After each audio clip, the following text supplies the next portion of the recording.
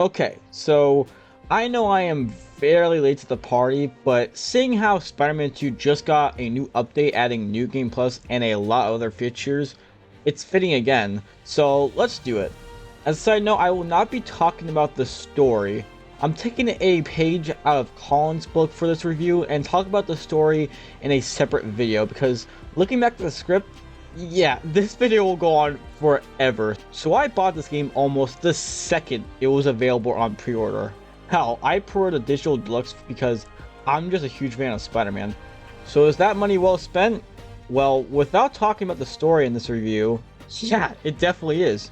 So of course, right off the bat, we gotta talk about the web swing. It's just perfect. Just a chef's kiss. Better than the Spider-Man 2 movie game, definitely, and also Spider-Man, and of course its predecessors.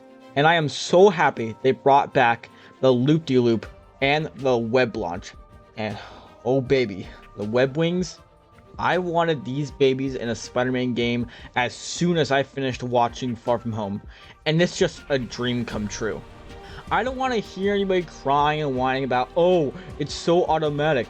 Oh, it doesn't fit Spider-Man. Okay, but like there aren't spiders that fly. Okay, yes, I know. Valid criticisms, but who cares? They're still cool as shit. Learn to have fun. But back to swimming, it is just awesome and a huge step up from the last game. Not just because of the before mentions of the loop-de-loop and the web launch, the speed. Oh my god, the speed. It's just so cool.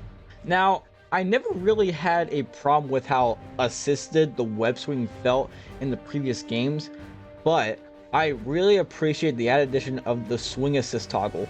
Basically what it does is when you have swing assist turned all the way up, it will be just like the previous games. Still feels good, you can still get a 10th speed, and there will be a barrier on the floor so you don't mess up. But when you have that shit all the way to 0, my god.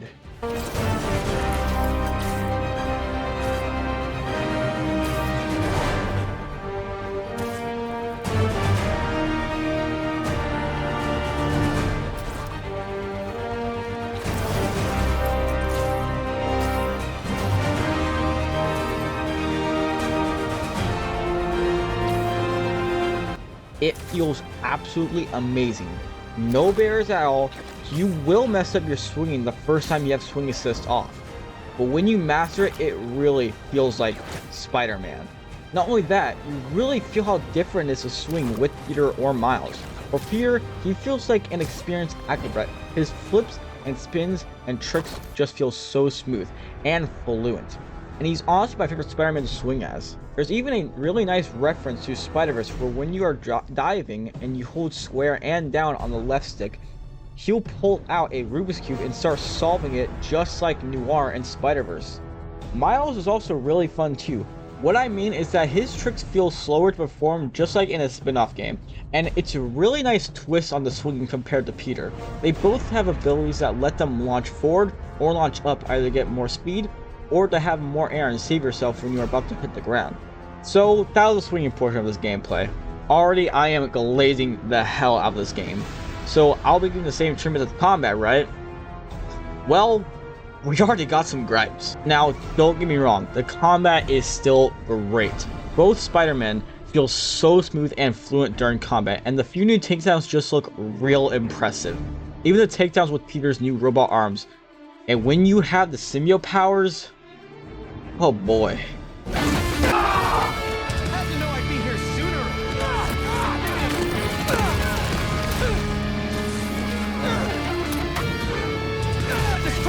Was hot.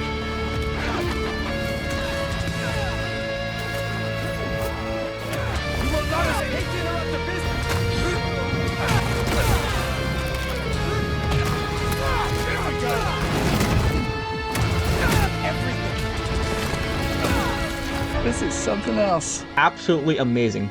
For this game, they both have new abilities for combat. When you finally get the symbiote as Peter, you unlock symbiote powers that just look so cool.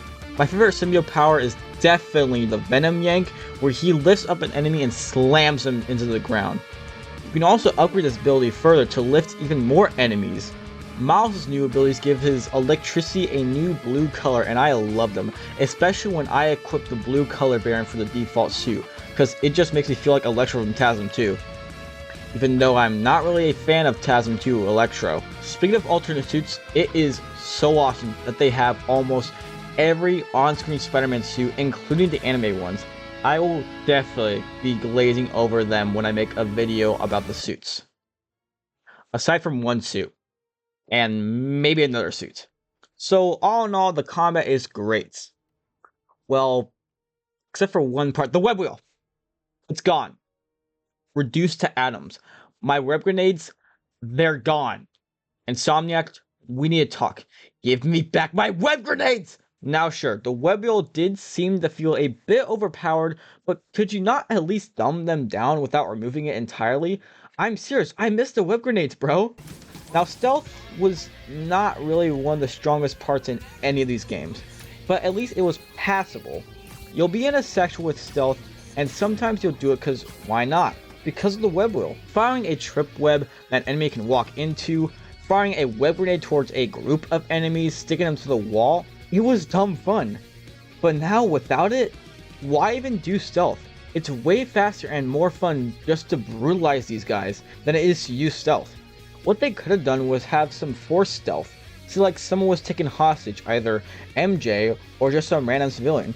Peter or Miles will have to use stealth so the hostage wouldn't get killed, or have enemies in stealth sections be way more deadly. Hell, make the sections stealth takes place in more difficult. Have less vantage points and places our heroes can perch on. Now, I know that's hard to do when we are talking about characters that can stick to walls, but maybe have some hidden mines in the walls that we can scan and take down by hacking them. Honestly, I'm just spitballing, but you get my point. Honestly, at this point, why even include stealth if it's not required and so dumbed down to previous games? So that was combat and stealth. Mid at best, but the next part can't be that bad. Well, no, it's actually not. This section is actually pretty good. So let's get into it, the boss fights. The boss fights in this game are an obvious step up from the previous game. With these bosses, they finally implemented a health bar, so I can finally either pull off a really cool attack or build up a takedown for a 6-shot when the boss finally goes down. My top 3 favorite bosses have to be Kraven as Peter, the Venom boss fight, and then Peter versus Miles boss fight. The other boss fights are really cool too, like the Lizard. Really love using either the Toby suit or the TASM suit for this boss.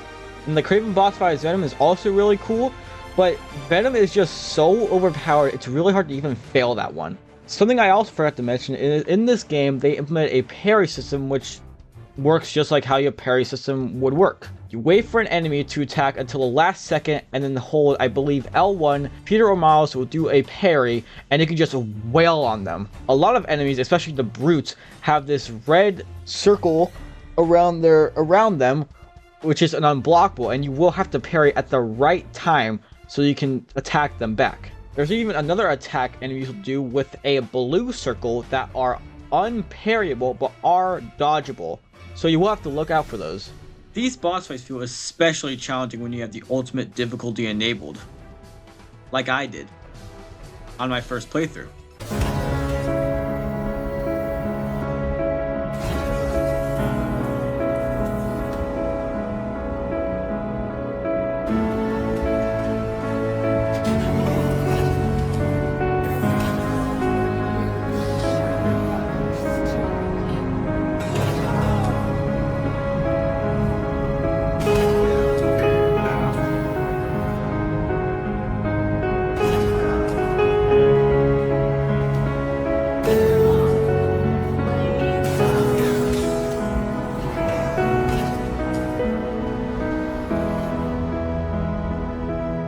I have to be honest, I love every character in this game, but let's start off with our main boys. Peter is just what you expect. It's Peter Parker, my main man.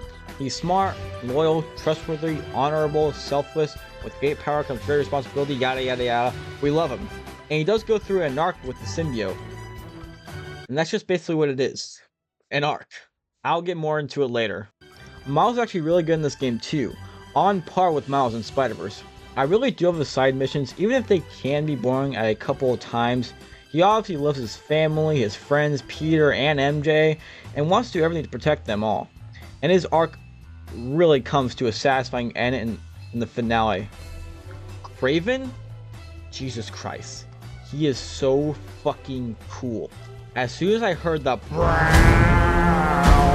in his soundtrack from I think the trailers, or maybe it was during the game itself, I knew that Kraven was going to be awesome. And he is.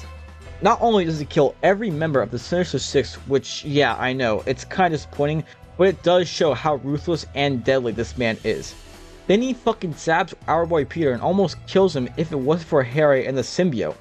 Then he has the goal to send his men after Pete and Harry at Emily May, almost destroying the whole place. Then he kidnaps Miles and forces Peter to see his apprentice and friend almost beaten to a bloody pulp. Then his arc comes to a satisfying conclusion in the section where you play as Venom. I honestly have so much more to say about Kraven, but I've glazed his jacket enough, so let's just get to the other characters.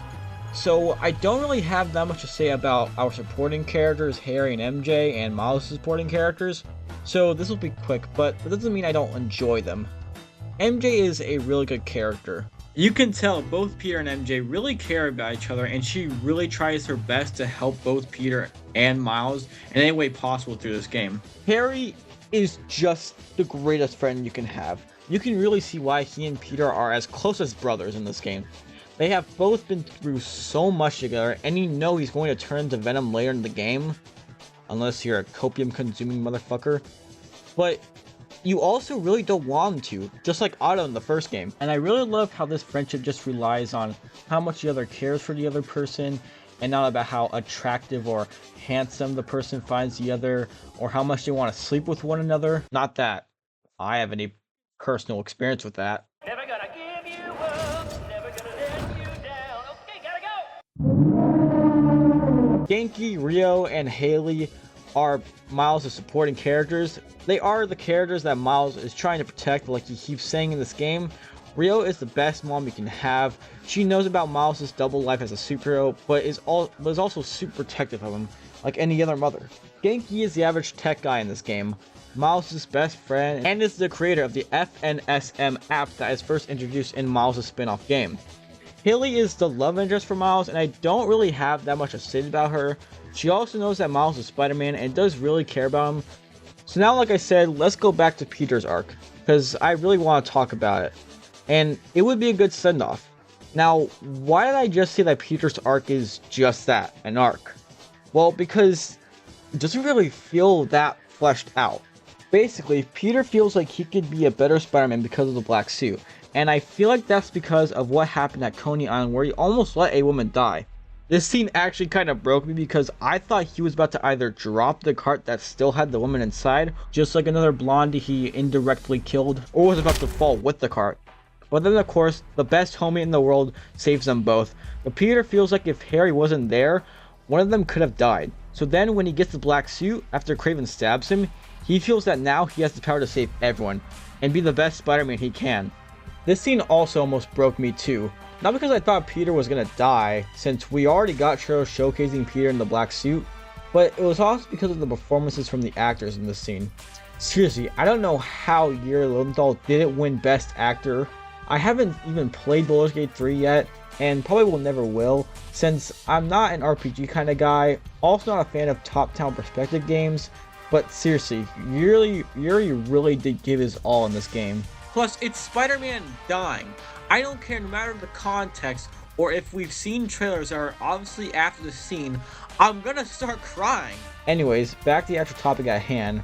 Now, the reason why I don't think this arc works that well is because we don't really get to see how much the symbiote changes Peter. Yeah, we see him become a dick to his friends. Why don't you pop some more pills and say what you really feel? Distance himself from Miles and even become unwilling to give back the suit to Harry when he is literally dying.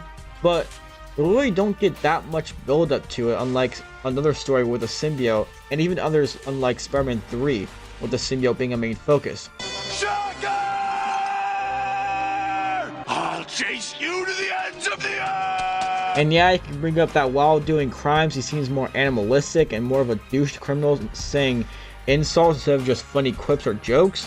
But again, There really isn't that much build up to it, and it honestly just feels like it's the symbiote acting out instead of Peter. Even the voice lines Peter has when he says Miles thinks he's better than him or the city is against him, we really don't see that at all. Miles states numerous times that he still needs Peter until the end of the game, and aside from the news article MJ published, there isn't that much build up. We don't get to see anything where like a civilian is afraid of Peter after he saves them, or people berating him because of the article. Somehow the Spider-Man 3 game on PS2 did this better, when that is one of the worst Spider-Man games ever. Speaking of horrible build-up, let's talk about Venom. This section is literally the last thing I am talking about because of how lame Venom is. I was literally about to close off this video without talking about Venom. I can't believe I am actually saying this, but we actually regressed back to Spider-Man 3 Venom. The Venom in his own movies are passable at best, but these incarnations are just... I don't even know what to say. I mean, I know what I can say about Spider-Man 3 Venom. Ooh, my spider sense is tingling. If you know what I'm talking about. But Insomniac's Venom, where do I even start? Okay, yes, I will agree, Venom is fucking cool in this game. His design is just amazing, and the part where you are playing as Venom is just awesome, and it makes me really hope that Insomniac are working on that spin-off game that was Elite. But aside from that, what is there to say about this Venom? We don't get a good build-up to him, and he just feels like a big brute for the final part. Honestly, makes me wish we got Peter as Venom instead, even though I knew Harry was going to be Venom, and that Peter's symbiote arc wasn't even that good, but still better than what we got for Venom. Now, one more thing I do want to bring up. The controversy of Peter apparently being nerfed in this game. Namely because of him being pinned down by a refrigerator and Craven being able to stab him. So, do I think Peter was nerfed in this game? I don't know. And I honestly really don't care. There are way more things to talk about this game, and it just seems dumb to complain about it. It really wouldn't even change anything either. These are obviously just for dramatic and story purposes. Peter needs to get the symbiote, have him almost die. There needs to be a reason why he can't save MJ in time, have him be pinned down. I know, not good excuses, but I honestly don't mind it. And I really hate how this is still very controversial to talk about, because it just seems very childish. So with all that being said, about the flaws about combat and meaningless stealth, the passable arc of Peter's symbiote story, and a lame Venom, do I think this game is mid? Hell no. We went from this to this.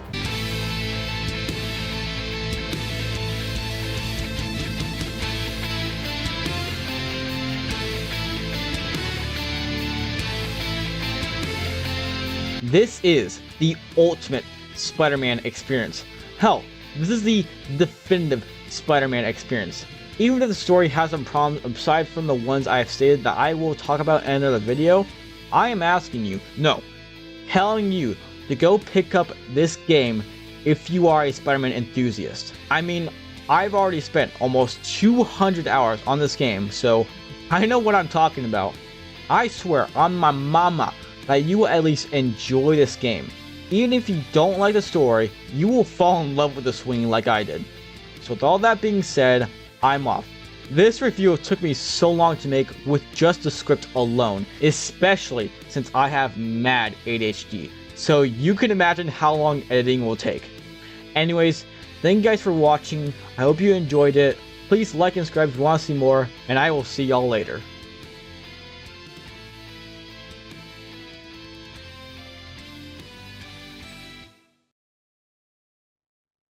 Hey everyone, Spylando here, back with I guess like a little unscripted bit of this video. Again, I just want to say thank you guys so much for watching. I really don't expect this video to get that many views or likes, because I'm a small channel. I still have like around 100 subscribers at making this video, so again, I don't expect this to get that many views, especially since how short it is.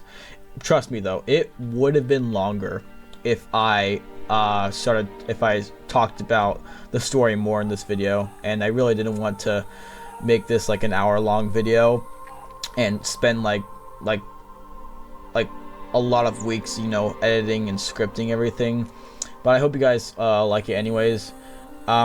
So with that being said, don't expect the story review to come out soon, because to be honest, I'm not really, that invested of doing YouTube as a thing. It's more of a hobby for me, because right now YouTube is not my job. Right now I have a different job. It's minimum wage, and I know that YouTube could possibly give me way more money than what I do for work now.